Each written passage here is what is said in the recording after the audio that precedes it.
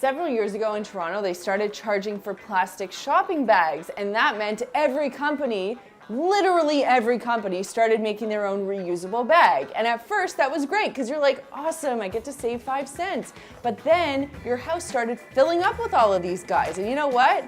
After a while, it becomes difficult to store them. The truth is, those bags are designed for you to bring with you when shopping, whether for groceries or clothing, take home with you, and reuse. So if you're collecting all of those bags, you're not doing yourself any favors.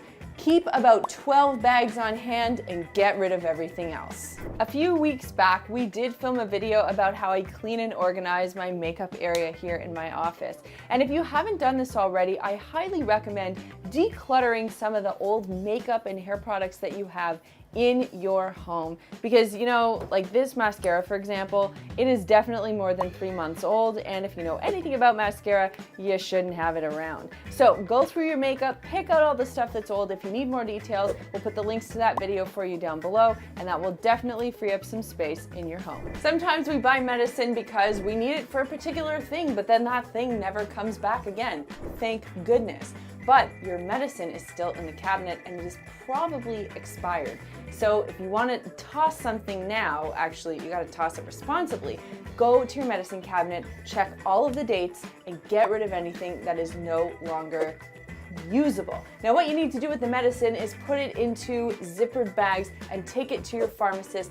They will help you dispose of it safely, and if they can't do it for whatever reason, they'll let you know where to take it. Purses have a reason and a season, and if we go by that logic, you should have a maximum of 4 purses. Hear me out on this one. You can obviously have one for every season, or you can have a small clutch, a large work bag, a super cute fashionable bag, and then your everyday bag. But either way you slice and dice it, there are 4 purses that you need. For example, I have a purse like this, which I think is adorable. I just don't wear it anymore. I have other purses to take care of my everyday needs, so this purse, as much as I love it, I am going to give away, and I know someone who's going to absolutely love it. So if you have a bunch of purses sitting at home that you haven't quite used in a while and you're probably not going to use in the near future, you can safely part ways with them. And purses actually do retain their value, so if you're interested, you can sell them online as well. When you're flipping through your phone, if you have to go through multiple screens to find the app you need, it's probably a good indication that you have too many apps on your phone. So here's what I suggest. Go through each app. If you haven't used it in 6 months, delete it. And if you need it, you can always re-download it. That's happened to me a few times, and I actually find this exercise helpful because it helps me realize, yeah, I really don't play that game anymore, or I never shop at that store, and it declutters your phone. And the truth is, just like there's actual physical clutter, there's digital clutter too. And if you can declutter your phone, you save memory, your phone works a lot faster, and it's a lot easier to find what you actually need. Learning to say no can be oh so hard, but it is one of the best skills you can develop. And I found that saying no to free samples, souvenirs, and things from well-meaning people like hand-me-downs can actually help me reduce the amount of clutter in my home. I was recently at a store and they gave away gift bags that day, and I actually just turned the gift bag down because there was nothing in there that I really wanted. Now, of course, if I did want something in there, sure, I would have taken it, but I knew that I didn't need it, so I left it there. The same thing happened to me when I was in Palm Springs. I did this really cool tram ride up to the top of a mountain, and they were handing out these keychains, and everyone took them. But then I said to the lady, thanks, but no thanks, because I'm not going to use it. So that was a great way just to not bring that clutter home with me. And even hand-me-downs or things from well-meaning friends or family members. If you don't need it and you're not going to use it, you can just politely say no, but thank them for the gesture. When you're ready to cook something, you want access to your small appliances that you actually use, like my spiralizer, which I use all the time. And I don't want to have to dig through things that I never touch, like a pasta maker or a small little blender like this magic bullet here. If you go through your kitchen and you find that you have these small appliances that you haven't used in a year, because let's be honest, some things you're only going to use once a year, it's time to move on from it. There's no need to keep it. You're probably not going to find a use for it anytime soon, and someone else will probably benefit from it more than you would. I'm sure this will resonate with you. If you go around your house and take a look, you'll probably find shoe boxes or electronics boxes or old jewelry boxes. I don't know, but stuff that you've bought probably came in a box. You might have thought it was a good idea to keep the box. Now, if you're using the box to actually store something in it, perfect, keep it. But if you're not, if you think you might use it in the future, you probably are not going to, so just get rid of it.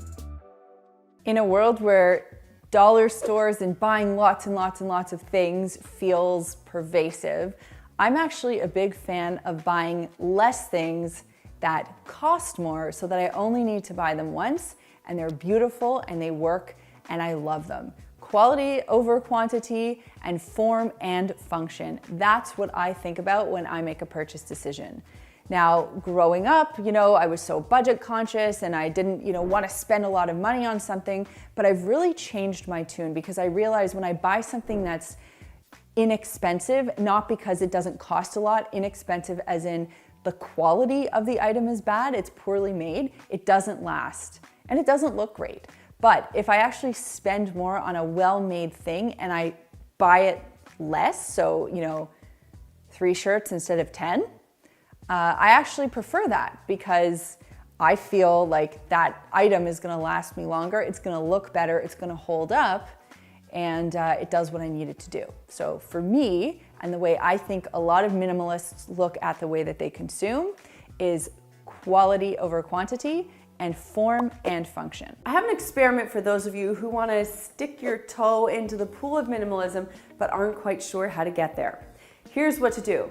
All of the surfaces in your home, you're going to clear everything from those surfaces. You're going to find a home for wherever those items need to go temporarily. Now, the period of time you're going to try this experiment for is up to you. You can do a week, maybe 2 weeks, but the idea here is you're just going to experience what it feels like to live in a very sparse home, very clean, clear, decluttered space.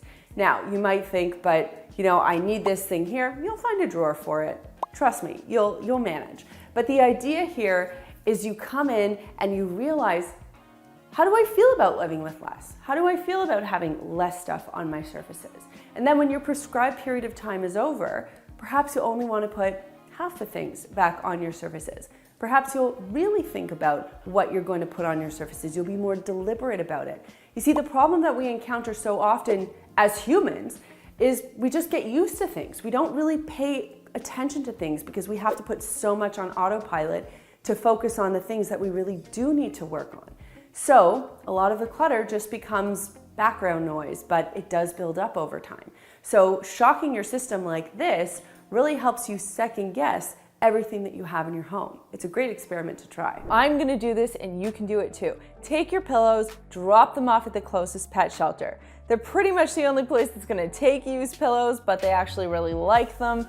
And that will do you and your closet a service. And of course, the little tiny animals that get to sleep on the pillows will love you for it as well. When you open your drawer to grab a tea towel, which is what we call them in Canada, or a dish towel, you'll probably find some that are stained or have holes in them or just look beat up.